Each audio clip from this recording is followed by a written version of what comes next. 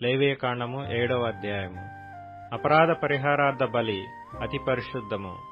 దాని గూర్చిన విధి ఏదనగా, దహనబలి పశువులను వధించు చోట అపరాధ పరిహారార్థ బలి రూపమైన పశువులను వధింపవలెను. బలిపీఠము చుట్టూ దాని రక్తమును ప్రోక్షింపవలెను.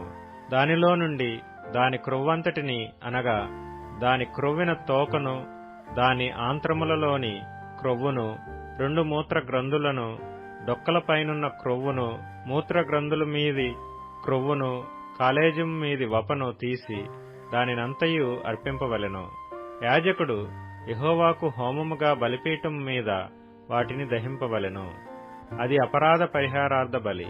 యాజకులలో ప్రతి మగవాడు దానిని తినవలెను. అది అతి పరిశుద్ధము.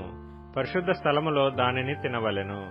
పాప పరిహారార్థ బలిని గూర్చి గాని, అపరాధ పరిహారార్థ బలిని గూర్చి గాని విధి ఒక్కటే.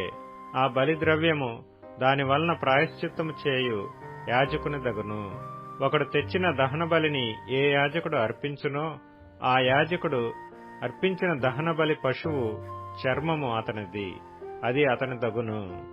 పొయ్యి మీద వండిన ప్రతి నైవేద్యమును కొండలోనే గాని పెనము మీదనే గాని కాల్చినది యావత్తును దానిని అర్పించిన యాజకునిది, అది అతని దగును. అది నూనె కలిసినదే గాని పొడిదే గాని మీ నైవేద్యములన్నిటినీ అహరోను సంతతి వారు సమముగా పంచుకొనవలెను. ఒకడు యెహోవాకు అర్పింపవలసిన సమాధాన బలిని గూర్చిన విధి ఏదనగా, వాడు కృతజ్ఞతార్పణముగా దానిని అర్పించినప్పుడు తన కృతజ్ఞతార్పణ రూపమైన బలిగాక నూనెతో కలిసినవియు పొంగనివియునైన పిండి వంటలను, నూనె పూసినవియు పొంగనివియునైన పలచని అప్పడములను, నూనె కలిపి కాల్చిన గోధుమ పిండి వంటలను అర్పింపవలెను. ఆ పిండి వంటలే కాక సమాధాన బలి రూపమైన కృతజ్ఞతా బలి ద్రవ్యములో పులిసిన రొట్టెను అర్పణముగా అర్పింపవలెను. మరియు ఆ అర్పణములలో ప్రతి దానిలో నుండి ఒకదాని యెహోవాకు ప్రతిష్టార్పణముగా అర్పింపవలెను. అది సమాధాన బలి పశు రక్తమును ప్రోక్షించిన యాజకునిది, అది అతని దగును. సమాధాన బలిగా తాను అర్పించు కృతజ్ఞతా బలి పశువును అర్పించు దినమే దాని మాంసమును తినవలెను. దానిలోనిది ఏదియు మరునాటికి ఉంచుకొనకూడదు. అతడు అర్పించు బలి మ్రొక్కుబడియే గాని స్వేచ్ఛార్పణయే గాని అయిన ఎడల అతడు దాని నర్పించునాడే తినవలెను. మిగిలినది మరునాడు తినవచ్చును. 3వ నాడు ఆ బలి పశువు మాంసములో మిగిలిన దాన్ని అగ్నితో కాల్చివేయవలెను. ఒకడు తన సమాధాన బలి పశు మాంసములో కొంచెమైనను 3వ నాడు తినిన ఎడల అది అంగీకరింపబడదు. అది అర్పించిన వానికి సమాధాన బలిగా ఎంచబడదు, అది హేయము. దాని తినువాడు తన దోష శిక్షను భరించును. అపవిత్రమైన దేనికైనను తగిలిన మాంసమును తినకూడదు. అగ్నితో దానిని కాల్చివేయవలెను. మాంసము విషయమైతే పవిత్రులందరూ మాంసమును తినవచ్చును గాని, ఒకడు తనకు అపవిత్రత కలిగి ఉండగా యెహోవాకు అర్పించు సమాధాన బలి పశు మాంసములో కొంచెమైనను తినిన ఎడల వాడు ప్రజలలో నుండి కొట్టివేయబడును.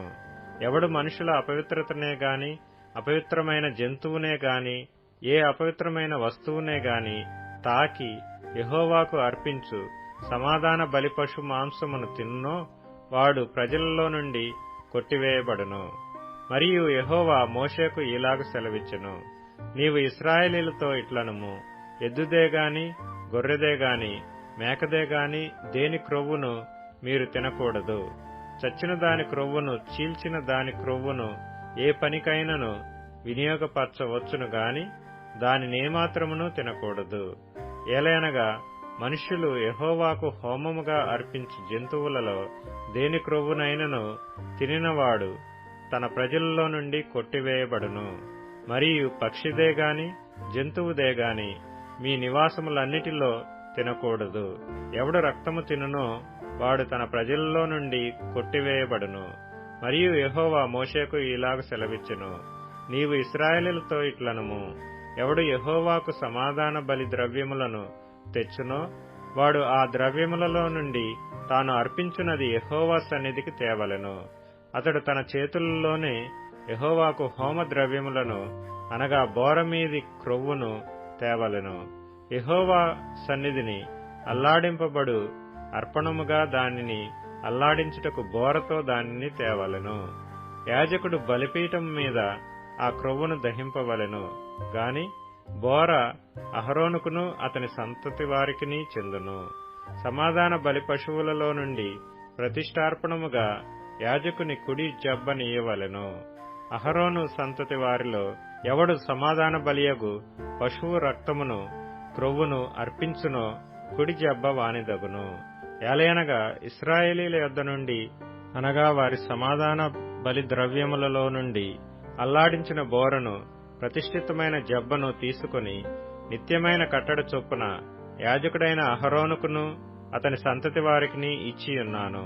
వారు తనకు యాజకులగునట్లు యెహోవా వారిని చేరదీసిన దినమందు యెహోవాకు అర్పించు హోమ ద్రవ్యములలో నుండినది అభిషేకమును బట్టి అహరోనుకును అభిషేకమును బట్టియే అతని సంతతి వారికిని కలిగెను.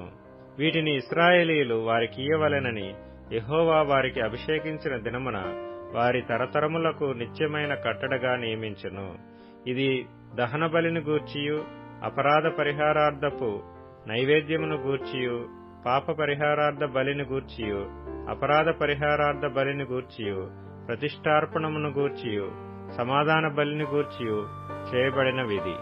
ఇశ్రాయేలీలు యెహోవాకు అర్పణములను తీసుకొని రావలెనని సీనాయి అరణ్యములో ఆయన ఆజ్ఞాపించిన దినమున యెహోవా సీనాయి కొండ మీద మోషేకు అలాగుననే ఆజ్ఞాపించెను.